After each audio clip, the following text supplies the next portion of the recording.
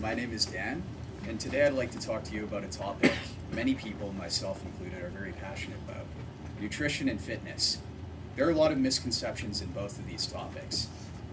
Whether it be chugging protein shakes right after doing some bicep curls, eliminating eggs entirely from your diet, or maybe eating nothing but eggs for your diet.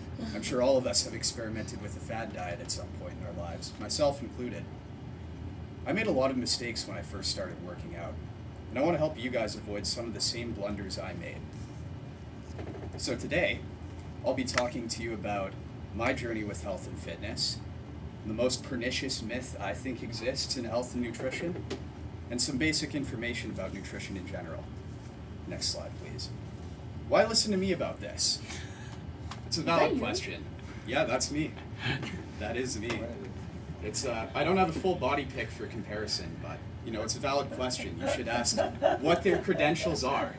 I was a pretty fat guy in university, so this was 4 months into my first year of university. And you can tell that the only thing I was aiming at the time, well, it wasn't muscles, it was obesity. I had to face the fact that I was getting fat.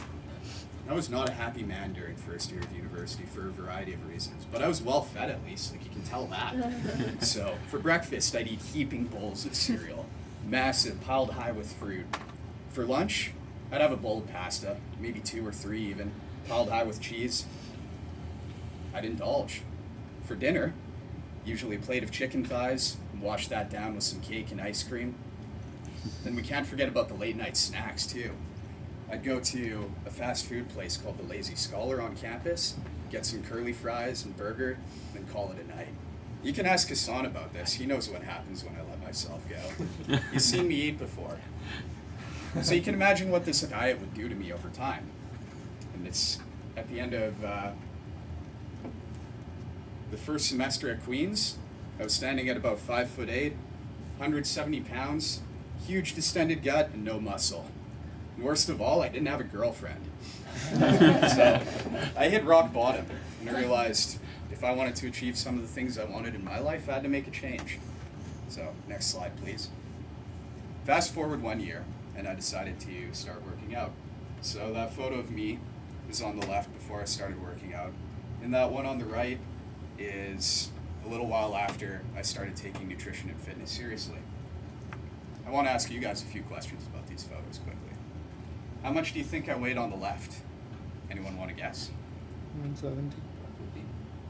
165. 143. Damn. Huh. How much do you think I weighed in the right? You weigh a bit more than 143. Yes. Why do you think that is? Because I know. Muscles heavier than that. Exactly. No, exactly. because muscle weighs more than fat. Yeah. Yeah. Yeah, you guys know that. So it's interesting to see anyway. And then, how many years apart do you think these photos were taken? Less than 1 or 2 years apart? Yeah, closer to that. It was about 1 year and 7 months.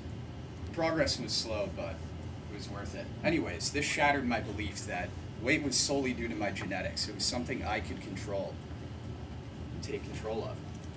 Next slide, please. Next one. I want to talk to you guys a bit about nutrition now that I've qualified myself to you.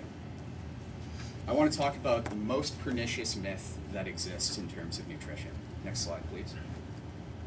So there are a few popular misconceptions about losing weight.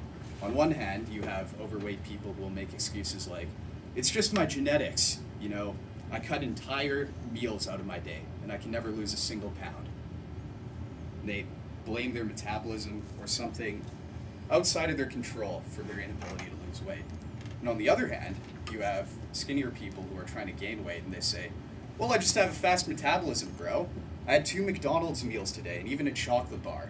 I never gained a single pound. I couldn't do that without a fast metabolism. These people have 2 things in common. The first is that they blame factors entirely outside of their control. They believe that their metabolism is solely to blame for their inability to lose weight or their inability to gain weight. Both sides are wrong, and they're importantly wrong. I mean, this is belief demonstrably false. These people also have another thing in common. Overweight people who claim that they can't lose weight and underweight people who claim that they can't gain weight are both delusional about the number of calories they eat per day. Next slide, please. So this is illustrating that. Next slide. Don't believe me. Okay, that's fair. I think skepticism is a good default position. Here's a highly cited research article from PubMed that goes over this belief. So scientists wanted to examine whether there was any merit to the claim that metabolism can vary between, say, someone who's 300 pounds and another person who's 300 pounds. So they took two groups of people, one with a history of diet resistance and one without, and they examined this. What they found was that people in group 1 burned the exact number of calories they expected, but they overestimated the amount of exercise they had by 50% and underestimated the number of calories they consumed by 40%. In other words, it wasn't their genetics holding them back. It was their own choices.